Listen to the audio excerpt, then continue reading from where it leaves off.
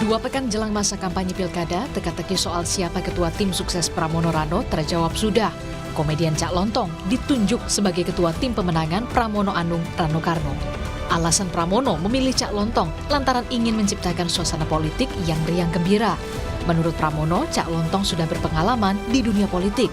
Cak Lontong bahkan pernah turut berpartisipasi dalam kampanye Jokowi dan Yusuf Kala pada Pilpres 2014. Selain nama Cak Lontong, pemeran drama Sidul anak sekolahan seperti Cornelia Agatha dan juga Maudy Kusnaedi juga masuk dalam struktural tim pemenangan Pramono Rano. Ketua tim pemenangannya pasti di luar dugaan semua, yaitu Cak Lontong. Karena kami ingin menyampaikan bahwa tim ini adalah tim yang bergembira ria tapi serius. Sebelumnya, bakal cawagup Rano Karno juga mengaku sempat menawari aktor Iko Uwais untuk menjadi wakil ketua tim ses Pramono Rano dalam Pilkada Jakarta. Saya pertama kali juga minta kepada sahabat saya yang namanya Iko Uwais, Bang Yos, untuk masuk. Cuman dia sekarang masih di Cina. Dia lagi syuting di Cina, dia baru selesai pulang tanggal 4 Oktober. Dia bilang, "Bang, udah nggak usah ditanya gua ada di mana. Kita pasti ada di abang, cuman udah nggak usah dicatat-catat, saya takut cuman dicatat nggak datang namanya nggak enak." Lain dengan Pramono Rano yang sudah mengumumkan ketua tim ses mereka, bakal calon gubernur Jakarta Ridwan Kamil belum mau mengungkap siapa nama ketua tim pemenangan dalam laga Pilkada Jakarta. RK bilang sosok ketua tim pemenangan dari Koalisi Indonesia Maju bukan seorang publik figur, melainkan dari internal partai. Selain itu, RK juga memastikan bahwa sosok yang dimaksud haruslah memiliki kemampuan manajerial. Kita ikut tim pemenangan. Oh enggak, beliau mah itu udah level guru bangsa, tempat bertanya aja. Saya nggak akan membawa ke hal-hal terlalu teknisnya. Saya siapa sih? Udah siap buat Ya nanti sehari 2 hari pasti saya kabarin, insya Allah. Dua pasangan calon pakai dua strategi berbeda demi menggayat pemilih Jakarta. Tapi yang jelas, kiprah mereka akan terlihat di masa kampanye yang dimulai 25 September hingga 23 November 2024 mendatang. Tim Liputan, Kompas TV. Saudara, lalu manakah tim yang bisa menggagas konsep yang bisa memikat hati para pemilih Jakarta? Tim public figure atau tim pimpinan partai politik? Kita bahas bersama dengan Burhanuddin Muftadi, Direktur Eksekutif Indikator Politik Indonesia. Selamat sore Mas Burhan, terima kasih sudah meluangkan waktu di Rumah Pilkada hari ini. Terima kasih undangannya. Oke, Mas Burhan, kalau harus memilih sebenarnya untuk tim ses itu lebih baik memilih public figure atau pimpinan parpol, mana yang kemudian jadi pertimbangan utama untuk pemilihan tim ses? Masing-masing ada plus minusnya. Kalau memilih ketua tim ses dari pimpinan partai politik, itu minimal tidak menimbulkan kecemburuan, terutama di kalangan partai politik yang bersusah payah untuk menominasikan pasangan calon yang diusung dalam pilkada. Tentu saja perlu kesepakatan kalau misalnya paslon diusung oleh banyak partai seperti Ridwan Kamil. Jadi perlu dicari tokoh yang bisa diterima oleh partai-partai pengusung RK. Tetapi kalau dalam kasus Mas Pram itu kan hanya diusung terutama oleh PDI Perjuangan. Ada partai kecil yang lain tetapi tidak signifikan. Artinya faktor yang lebih diperlukan dalam konteks Mas Pramono Anung dan RK adalah figur yang mampu mendongkrak popularitas Mas Pram yang kita tahu relatif terlambat untuk terjun dalam konteks Pilkada Jakarta. Memang perlu untuk konteks Mas Pram perlu tokoh yang populer yang bisa menambah kekuatan Mas Pram secara elektoral. Meskipun kita bisa berdebat apakah Cak Lontong bisa atau tidak memenuhi kualifikasi itu, tetapi kebutuhannya jelas berbeda dibanding dengan kebutuhan akan tim ses di kubu RK dan Suswono. Oke, karena baru pasangan Pramono Rano ya yang kemudian sudah mengumumkan siapa tim sesnya. Tapi kalau kita lihat konsep ala Sidul anak sekolahan, akankah bisa menjangkau pemilih Jakarta dengan memilih seorang Cak Lontong gitu? Kalau Anda lihat pemilihan tim ses yang nantinya akan dipimpin oleh Cak Lontong ini akan nge-grab siapa sih? Siapa yang kemudian target yang akan dijangkau oleh pasangan ini? Ya, memang Cak Lontong kan berasal dari Jawa ya, dan kebetulan mayoritas pemilih Jakarta adalah Jawa. 37% warga Jakarta punya afiliasi etnik ke Jawa. Tetapi kita tahu warga Jakarta sangat rasional, jadi pendekatan semacam itu saya kira tidak terlalu pas juga.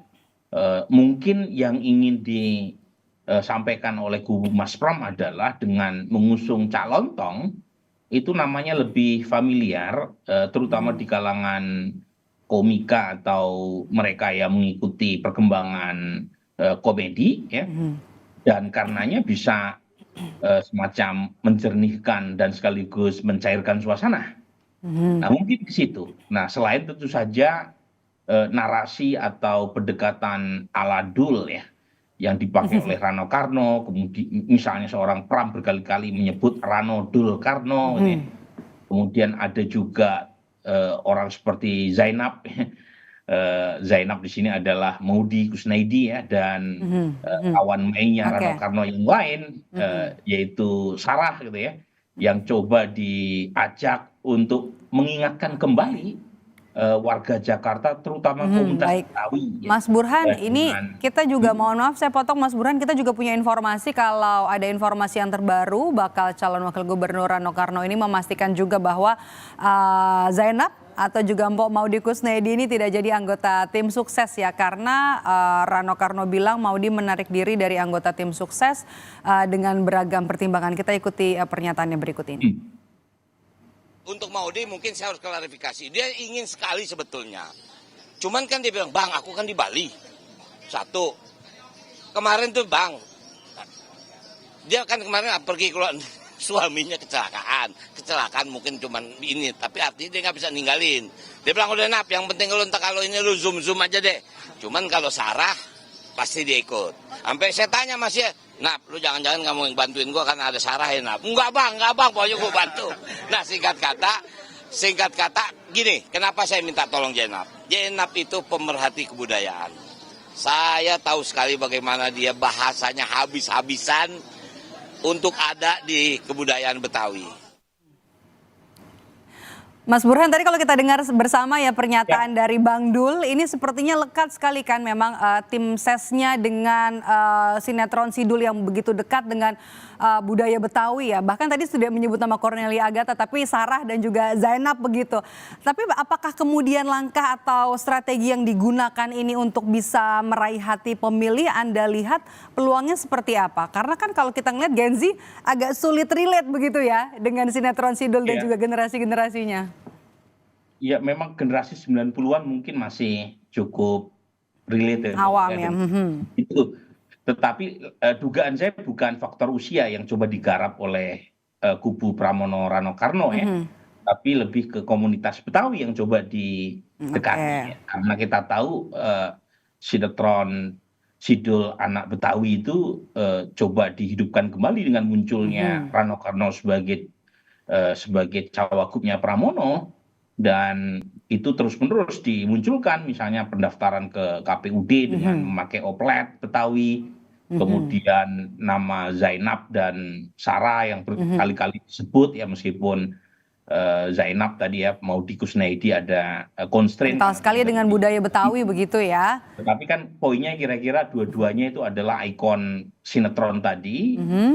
Saya kira sulit ya keduanya atau termasuk Rano Karno juga untuk bisa membidik segmen pemilih muda yang mayoritas karena lebih dari 50% warga Jakarta segmen pemilih zilenial, tetapi mungkin yang coba digarap adalah segmen pemilih Betawi. Meskipun lagi-lagi ya memang tidak cukup hanya mengandalkan sosok semacam itu ya, karena kita tahu bahwa Mas Pram relatif sangat terlambat untuk terjun dalam arena elektoral dan karenanya pendekatannya tidak boleh semata-mata didasarkan pada. Oke, langkahnya harus hati-hati begitu Mas Burhan ya. Oke, kalau Ridwan Kamil sendiri kan pernah memberi petunjuk ya, kita pindah ke sisi Ridwan Kamil, petunjuk soal ketua tim sesnya nanti adalah pimpinan partai. Tadi kan Anda bilang kalau misalnya untuk memilih pimpinan partai jadi bagian dari tim sukses kan harus hati-hati supaya tidak ada kecemburuan. Karena kan parpol pendukung RK Suswono cukup besar begitu ya. Nah menurut Anda, yang Anda baca kira-kira siapa-siapa saja nih nama yang bakal jadi kandidat utama berada di balik tim sesnya RK Suswono?